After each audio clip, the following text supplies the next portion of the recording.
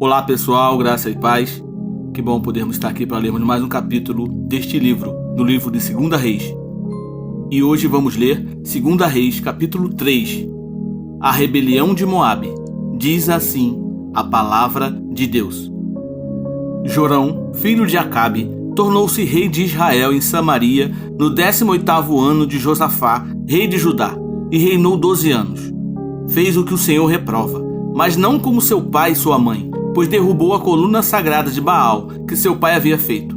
No entanto, persistiu nos pecados que Jeroboão, filho de Nebate, levara Israel a cometer, e deles não se afastou. Ora, Messa, rei de Moabe, tinha muitos rebanhos, e pagava como tributo ao rei de Israel 100.000 cordeiros e a lã de 100.000 carneiros. Mas, depois que Acabe morreu, o rei de Moabe rebelou-se contra o rei de Israel. E naquela ocasião, o rei Jorão partiu de Samaria e mobilizou todo Israel. Também enviou esta mensagem a Josafá, rei de Judá: o rei de Moabe rebelou-se contra mim. Irás acompanhar-me na luta contra Moabe? Ele respondeu: sim, eu irei. Serei teu aliado. Os meus soldados e os teus, os meus cavalos e os teus serão um só exército. E perguntou: por qual caminho atacaremos? Respondeu Jorão: pelo deserto de Edom. Então o rei de Israel partiu com os reis de Judá e de Edom. Depois de uma marcha de 7 dias, já havia acabado a água para os homens e para os animais. Exclamou então o rei de Israel: e agora? Será que o Senhor juntou a nós, os 3 reis, para nos entregar nas mãos de Moabe?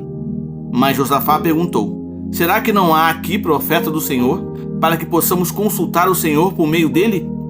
Um conselheiro do rei de Israel respondeu: Eliseu, filho de Safate, está aqui. Ele era auxiliar de Elias. Josafá prosseguiu: a palavra do Senhor está com ele. Então o rei de Israel, Josafá, e o rei de Edom foram falar com ele. Eliseu disse ao rei de Israel: nada tenho a ver com você. Vá consultar os profetas de seu pai e de sua mãe. Mas o rei de Israel insistiu: não, pois foi o Senhor que ajuntou a nós, estes 3 reis, para entregar-nos nas mãos de Moabe.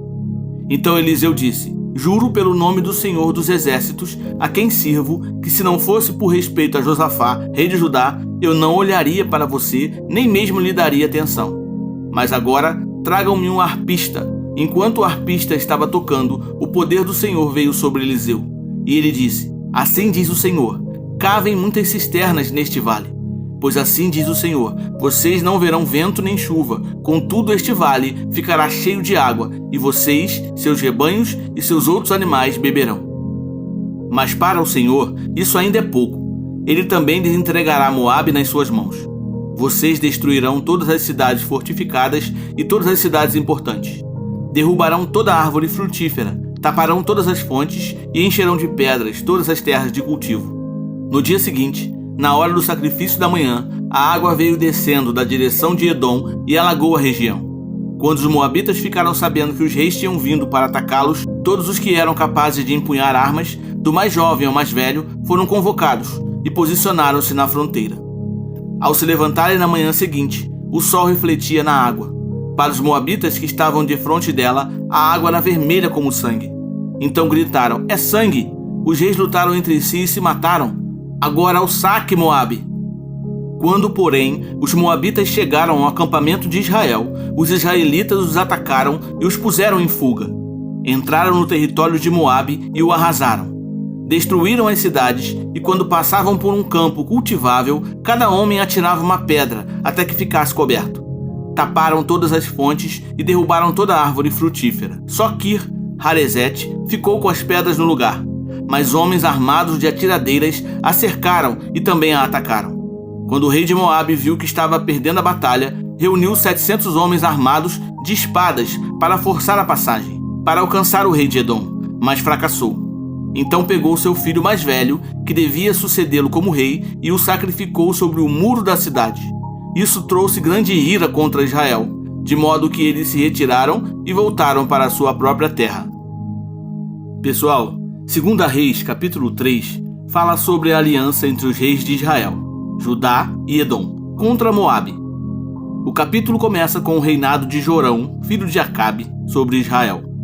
Ele não seguiu os caminhos de seu pai totalmente, mas ainda praticava o mal aos olhos do Senhor, pois continuava vivendo na idolatria. Messa, rei de Moabe, era um criador de ovelhas e pagava tributo ao rei de Israel. Mas quando Acabe morreu, ele se rebelou contra Israel. Jorão então sai de Samaria e reúne todo o Israel, decidindo pedir ajuda ao rei de Judá, Josafá, para lutar contra Moabe. Josafá concorda e assim também envolvem o rei de Edom na aliança. Os 3 reis e seus exércitos partem juntos, mas depois de uma marcha de 7 dias pelo deserto, eles ficam sem água para o exército e para os animais. Desesperados, eles consultam Eliseu, o profeta de Deus. Eliseu inicialmente reluta em ajudar Jorão, mas por respeito a Josafá, concorda em buscar a orientação do Senhor. Eliseu então pede a presença de um músico, e enquanto o músico tocava, a mão do Senhor veio sobre Eliseu.